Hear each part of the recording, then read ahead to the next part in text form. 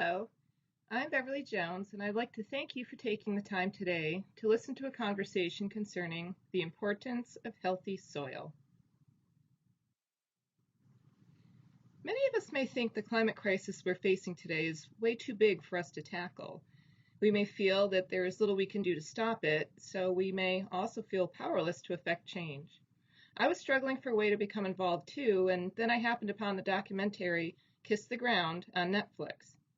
In this film, which is hosted by Woody Harrelson, it's believed that the answer to climate change rests just beneath our feet, in the soil.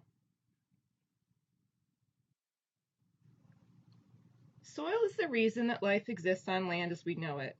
And if we take care of the quality soils that we have today, and if we regenerate the poor soils that we've damaged in the past, we can make our planet vibrant and healthy into the future. In this presentation, I'm hoping to share enough information to inspire you to watch Kiss the Ground, and then do your own personal exploration of the concept of saving our planet by supporting the soil. To get us started, let's share some dirt on soil. Soil can be thought of as being constructed of four major parts: organic matter, dirt, water, and air. Organic matter is the living part of the soil, also known as the soil biome, and it's made up of invertebrates like insects and worms, and also microbes like bacteria, fungi, protozoa, nematodes, and algae. Dirt is made up of tiny pieces of weathered rock, such as sand, silt, and clay, which have been created by erosion. Air is mostly made of nitrogen, oxygen, argon, and carbon dioxide. And water, as we all know, is composed of hydrogen and oxygen. Percentage-wise, quality soil contains 5% organic matter, 45% dirt, 25% air, and 25% water. Of the 5% organic matter, 50 to 80% is humus, 5% is living root and living organisms, 25% is actively decaying matter, and less than 10% is dead matter. Soil is teeming with life. In fact, 1 teaspoon of healthy soil has more microorganisms in it than there are humans on the planet. 7.753 billion of us as of 2020. It's the organic matter that creates soil aggregates, which are pea-sized clumps that hold the soil together and give soil its structure. Even though organic matter is a small percentage of what is in healthy soil, we will soon see that it is the absolutely critical component. So now that we know what the components of soil are, let's explore how the parts work together to make the soil healthy. To begin, it's important to share that organic matter is 58% carbon. Examples of organic compounds include carbohydrates, lipids, proteins, and nucleic acids, all of which contain carbon. Although we talk a lot about how bad carbon is because we have too much of it in the atmosphere, carbon is actually a very good thing because it's a major building block for all living things on the planet. The soil needs carbon to be healthy. The more carbon there is in the soil as organic matter, the more life there is in the soil. So we have carbon in the soil from the organic matter, but soil also contains carbon that is pulled directly from the atmosphere. How does it do that? Well, through photosynthesis, of course. To make it simple, photosynthesis is the process where green plants capture the sun's light energy, and with the addition of carbon dioxide from the atmosphere and water, the green plants produce oxygen, most of which is released into the atmosphere, and also liquid carbon sugar, which is food for the plant. The plants use the liquid carbon sugar they need for energy, and then they leak about 20 to 40% of excess liquid carbon sugar into the rhizosphere, which is the soil immediately surrounding the roots of the plant. This liquid carbon sugar is then readily consumed by the microbes in the soil. In return, the microbes make minerals, nutrients, and also water available to the plant. A critical component to this exchange of giving up carbon sugar for nutrients is the mycorrhizal fungi. Mycorrhizal fungi is the fungus that grows on the roots of the host plant and in the soil around the roots. The fungus exists as very tiny threads called hyphae. The hyphae are all interconnected into a net-like web called mycelium. The hyphae of the mycorrhizal fungi take the liquid carbon from the plant, use it for energy itself, and also share it with the other microbes in the soil. In return, mycorrhizal fungi hyphae collect water and vitamins and minerals from the soil and share it directly with the plant. Scientists estimate that about 85% of the nutrients a plant contains are acquired through this transaction through the hyphae. Mycorrhizal fungi are essential for transporting phosphorus to plants. They also transport nitrogen, sulfur, potassium, calcium, magnesium, iron, and also trace elements like zinc, boron, manganese, and copper. Without the fungi, plants don't have these elements and minerals readily available to them, and the plant will lack nutrients, which make it healthy to eat. If we destroy the mycorrhizal fungi, we greatly diminish the nutritional value of the plant. Fungi are present in every type of habitat throughout the world and are essential for many plants to grow. In March of 2019, I participated in an ecology tour of Belize with several college students from Canisius College. Our guided forest excursions, no matter the location, always included conversations concerning the medicinal properties of the plants that we came across. This plant, called soursop, is one that shows lots of promise for fighting cancer. As word got out about this potential cancer-fighting plant, scientists from Europe came to Belize and took the plant back to their labs in Europe to grow and study. They then reported that the plant lacked attributes that supporters insisted it had. As it turns out, the critical error for the European scientists was in thinking that they could grow the plant in any type of soil and create an identical fruit to what grows in Belize. This is not possible, as the microorganisms of its native habitat are critical for making the plant the wonder that it is. So, plants pump carbon from the atmosphere into the soil, and then it is then shared with the mycorrhizal fungi as liquid carbon sugar. The microbes consume the carbon, but in the process, they give off carbon as waste back into the atmosphere. This breakdown of larger molecules into smaller molecules is called a catabolic process. So how does this catabolic process make any difference when it comes to climate change? In truth, it doesn't. To reduce or draw down the amount of carbon dioxide from the atmosphere long term, the carbon must be turned into stable carbon and be stored in the soil.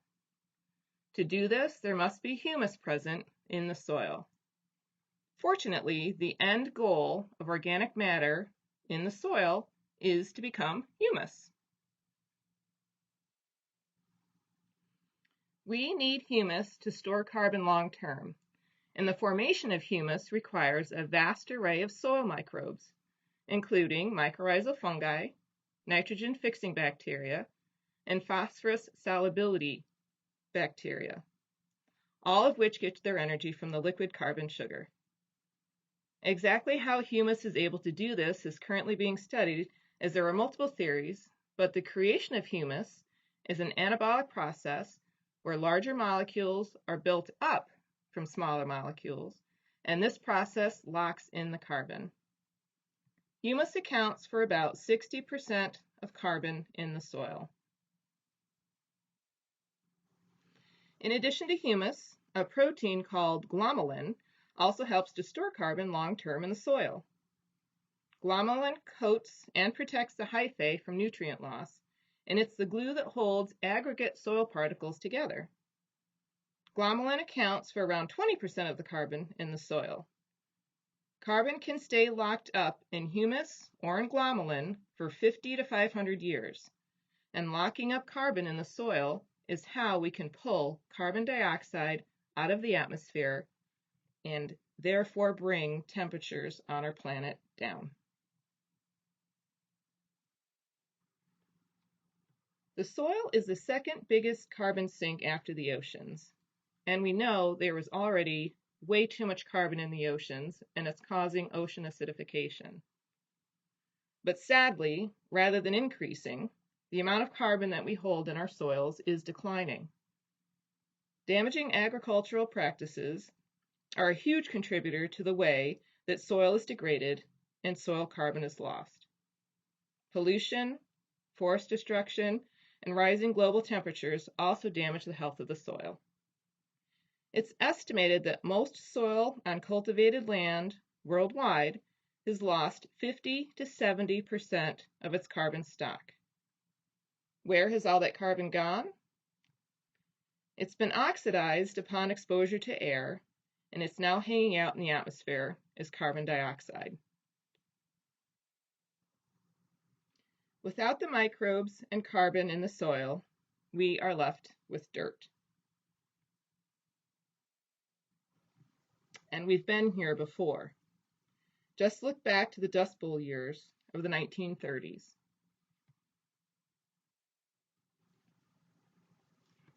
The United Nations Food and Agriculture Organization states that 30 million acres of farmable land, nearly the size of England, is lost to soil degradation annually due to damaging agricultural practices, and the United States averages 4 tons of soil loss per acre per year for the same reasons.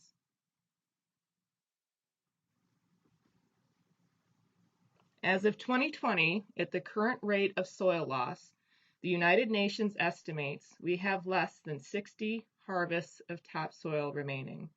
If we lose the soil, we lose food security worldwide, and the way big agribusinesses operate today is not sustainable.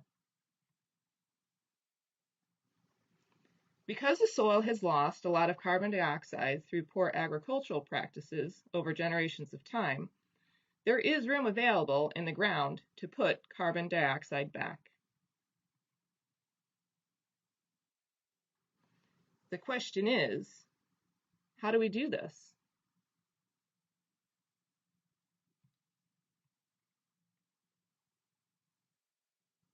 The answer is through regenerative practices. Regenerative means to restore to a better or a higher level. It's different from sustaining, which means to keep things at a certain level.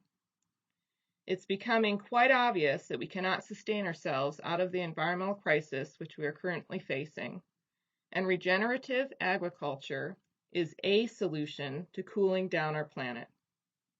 Regenerative agriculture is an ecological approach to farming that enables landscapes to renew themselves. Regenerative agriculture supports a regenerative feedback loop that goes like this. The more carbon there is in the soil as organic matter, the more life there is in the soil, the more water the soil can hold, and the more nutrients there are available to plants. The more plants there are, the more photosynthesis occurs. The more carbon is pulled from the atmosphere, the more carbon is stored in the soil, creating a continual loop which is very healthy for our planet. What are some basic principles and practices of regenerative agriculture? No or low tilling. Farmers tend to reduce weeds by tilling, but tilling stirs up the soil and exposes it to air. This allows for the oxidation of carbon, and the carbon leaves the soil and goes into the atmosphere. Tilling also destroys the mycorrhizal fungi hyphae, it ruins the soil aggregates, and it destroys the pore spaces in the soil that are vital for holding water and air. Regenerative farmers use equipment which create a thin slice in the soil and deposit seeds directly in the soil with very little soil disruption. No or reduced inputs. The pesticides and synthetic fertilizers that are added to the soil by farmers are called inputs. The problem with inputs is that they're very expensive and they mask the problem of degraded land. Plants will grow with inputs for a period of time, but the plants are not as nutritious, the ground will not hold carbon, and growing with synthetics is not sustainable in the long term. Regenerative farmers plant a variety of plants, not monocultures, to increase the biodiversity of the land. Single species crops are at a greater risk of disease and pest infestations, and they don't support microbes in the soil. When a variety of crops are planted, the plants are more productive. Crop rotation is also good because it will help to replenish the nutrients in the soil, as some plants are known to produce and give back specific nutrients.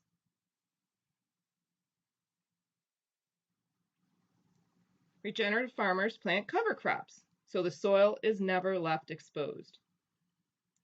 Keeping the soil covered with multi-species cover plants or mulch is important, as soil exposed directly to the air will be hotter and it's subject to soil erosion. Keeping plants on the surface of the land maximizes the amount of photosynthesis occurring in plants, so liquid carbon can be pumped into the ground to feed the soil microbes. Integrate both large and small farm animals into the environment.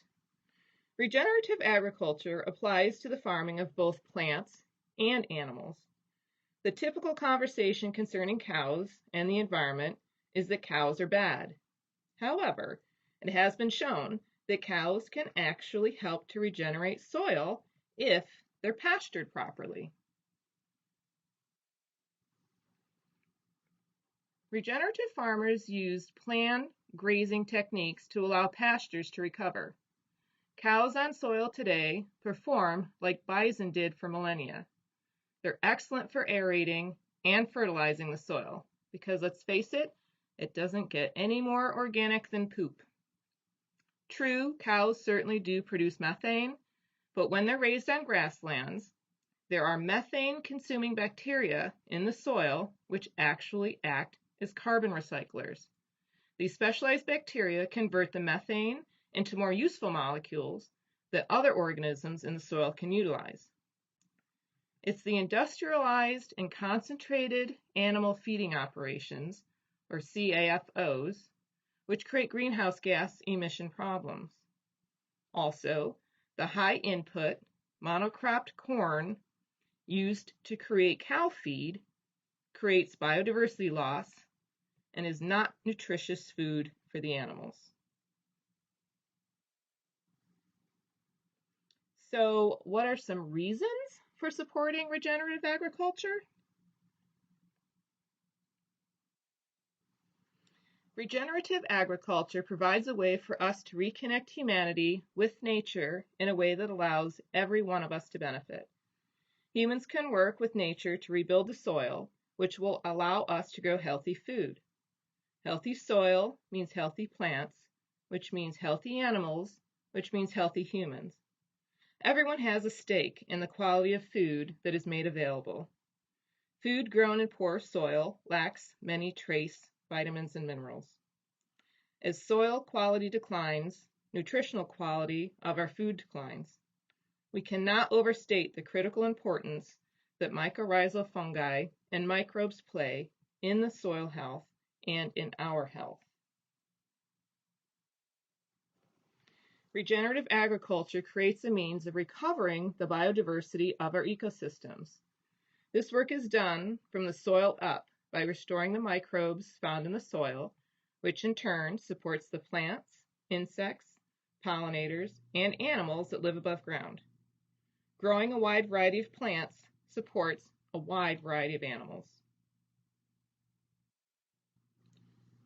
Regenerative agriculture improves the quality and quantity of our local watersheds. When soil loses carbon, it becomes hard and compacted. Compacted soil leads to erosion and flooding. Regenerative agriculture reduces flooding and drought conditions by rebuilding the soil sponge, which increases soil moisture and creates local rainfall. Most flooding is a symptom of degraded soil that has become dirt and isn't infiltrating water properly. Ground lacking organic matter can take over an hour for half an inch of water to infiltrate. On regenerated land, it will take only 10 seconds or less to be absorbed. Regenerative agriculture can rebuild soil from heavily degraded and desertified areas. Revive farmer prosperity. Regenerative agriculture allows farmers to dramatically reduce the inputs they must purchase each year. Making nitrogen fertilizer requires a lot of energy, and it's very expensive for farmers. Half of the farmers in the United States are losing money, largely due to these expensive inputs. Farmers can be more profitable if they reduce their input costs. Regenerative agriculture produces food grown organically without using pesticides. Pesticides include insecticides, herbicides, and fungicides. In the United States, over 3 pounds of pesticides are sprayed on our food per person per year. Herbicides are the most common type of pesticide used, accounting for almost 90% of the pesticides used by the agriculture sector. Organically grown crops contain more phytochemicals like carotenoids and polyphenols that plants naturally produce to protect themselves from pests and diseases. Healthy living soil means less harmful chemicals are needed to fight pests, which means fewer pesticide residues on our food. A word of caution, however, organic does not automatically mean pesticide or chemical free. Be aware that the USDA does allow organic farmers to use pesticides so long as they are naturally produced, even though they could be as harmful as synthetic pesticides. An example are pyrethrins, which are made from the chrysanthemum plant. Pyrethrins are known to be toxic to honeybees and mammals. When possible, engage with the organic farmer you buy from and find out what, if any, products are being used for pest control. Regenerative agriculture produces food grown without the use of synthetic fertilizers. Studies show that synthetic chemical fertilizers, especially nitrogen and phosphorus, will seriously reduce or eliminate the buildup of carbon in the soil for multiple reasons. If plants can obtain nitrogen and phosphorus easily, they'll stop pumping carbon into the soil because it does not need naturally occurring nitrogen and phosphorus from the soil in return. This creates a loss of liquid carbon sugar for the soil microbes, and they go hungry. In addition, the synthetic nitrogen fertilizer will kill the fungal hyphae, which create glomalin and help to build humus, which again is the long-term storage unit for carbon. Without the mycorrhizal fungi and our other microbe friends, plants lose their nutrient exchange. Sir Albert Howard, an English agronomist and the philosophical father of the organic farming movement, suggested that the introduction of synthetic nitrogen fertilizer, which simplified the chemistry of the soil, would eventually take its toll on our health. If a farm has been using nitrogen fertilizers, it must back off of them gradually over 3 to 4 years, as it will take time to rebuild the nitrogen-fixing bacteria in the soil. And the best way to do this is to plant multi-species cover crops.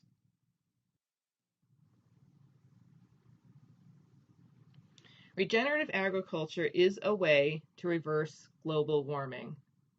The carbon remains created by photosynthetic plants from millions of years ago were deposited in the Earth's crust by geological processes, protected from oxidation, and were slowly converted to fossil fuels. Unfortunately, modern civilization is releasing in a few centuries millions of years of this excess of photosynthetic production.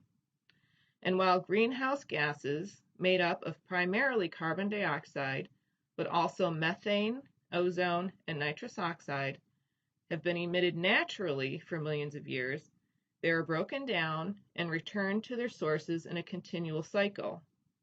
Humans have disrupted the cycle and continue to place much more carbon dioxide in the atmosphere than can be naturally removed. Climate change is the result of this big imbalance. Throughout human history, the atmospheric level of carbon dioxide has stayed roughly 280 parts per million. The burning of fossil fuels and the growth of the industrial farming has brought levels up to 400 parts per million. Scientists believe we must return to 350 parts per million to avoid catastrophic climate change. To do this, we need to not only reduce emissions, but also draw down carbon dioxide that is already in the atmosphere. Biosequestration, which is the placing of carbon into the soil via plants, is the biggest and least expensive opportunity for drawing down carbon.